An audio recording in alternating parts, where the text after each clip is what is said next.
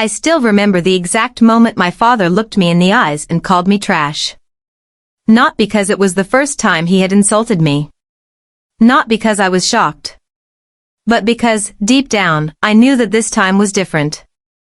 This time, he meant every word. The rain was hitting the windows of our small house that evening. My mother stood near the kitchen doorway with her arms crossed. My older brother, Daniel, sat on the couch scrolling through his phone. Nobody looked happy. Nobody looked concerned. And nobody was on my side. I had just lost my job. The company where I worked had closed an entire department. Dozens of employees were let go. I was one of them. I thought my family would understand. I thought they would support me until I found another opportunity. I was wrong.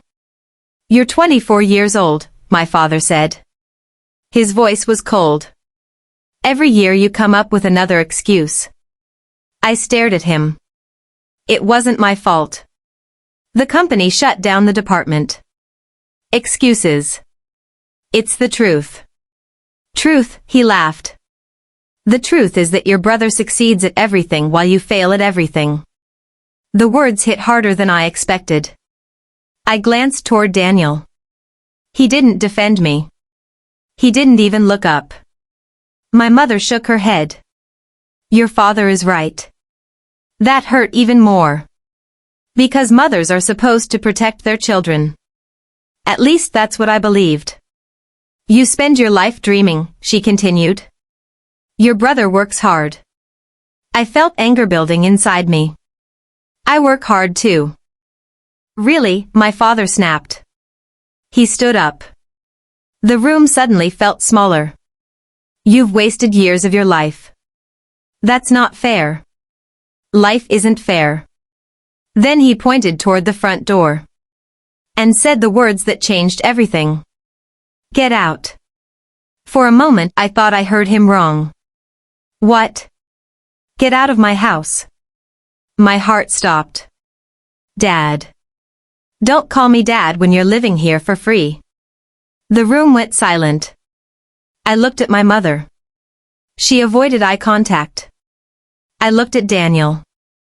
Nothing. Not a single word. Not a single sign of support. That's when I realized something terrifying. They had already made their decision. I wasn't family anymore. I was a burden. A problem. Something they wanted gone. My father opened the front door. Rain poured outside. "You want my advice," he said. I swallowed hard. "Learn what the real world looks like." Then he said the sentence I would never forget. "You're uneducated trash." The words echoed inside my head. Uneducated trash. Not son. Not family. Trash. I stood there frozen. Part of me wanted to scream. Part of me wanted to argue. Part of me wanted to prove him wrong immediately. But another part of me felt completely broken. I walked to my room. Packed a backpack. Grabbed the little money I had. And left. Nobody stopped me, nobody called me back. Nobody cared. The door closed behind me. And just like that, I was alone. I walked through the rain with nowhere to go. No plan. No future. No family.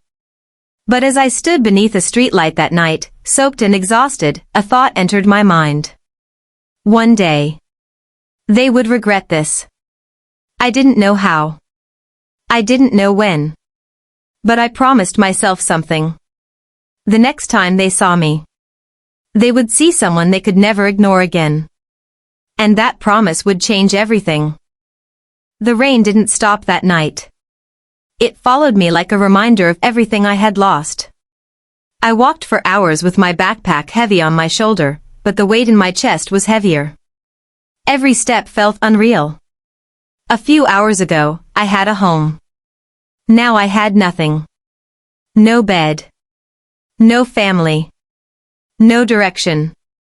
Only silence. I stopped near a closed shop and sat on the ground, pulling my knees close to my chest. Cars passed by. People went home to their families. Warm lights behind windows made everything feel worse. I wasn't angry anymore. That feeling had already burned out. Now there was only emptiness. Around midnight, I stood up again. I didn't know where I was going. I just knew I couldn't stay there.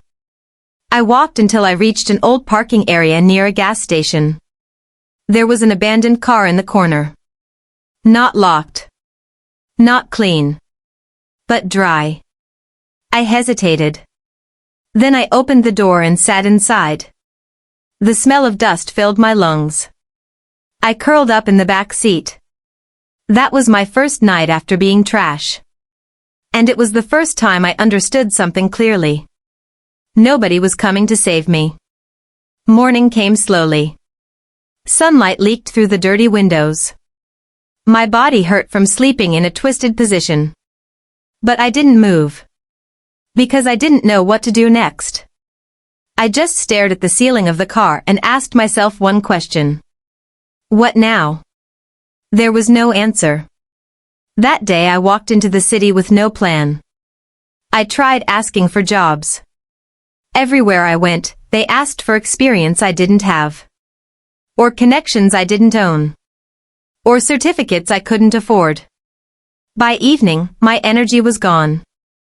I bought a cheap bun with the little money I had left. Sat on a roadside wall. And watched life continue without me. That's when I saw a group of young workers laughing together outside a shop. They looked tired but happy. They had something I didn't. Hope. And belonging. I looked away. Because it hurt too much to watch. That night, I returned to the SAM. I returned to the same abandoned car. But this time, something inside me had changed. Pain was still there. But now, it was mixed with anger. Not the loud kind. The quiet kind. The kind that builds slowly. The kind that doesn't disappear. I looked at my reflection in the car window. Rainwater streaked across the glass. I'm not staying like this, I whispered. My voice sounded weak. But the thought behind it was not. I will not stay like this. Outside, the city lights flickered. Inside the car, I made a decision. If the world had no place for me, then I would build one myself. Even if I had to start from nothing. Even if nobody believed in me. Even if my own family never looked back. And that night, sleeping in that broken car, was the beginning of something they would never expect. The third night felt different. Not because anything had changed outside, but because something inside me had started to shift. The car no longer felt like shelter. It felt like a reminder. A reminder of how far I had fallen. I barely slept. Every time I closed my eyes, I saw my father's face. You're uneducated trash. The words didn't feel like past anymore. They felt like a label I was forced to carry. Morning came with a gray sky.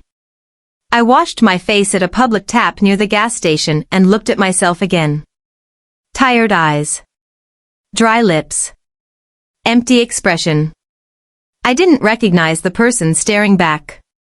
I walked aimlessly that day, passing streets filled with movement. People rushing to jobs.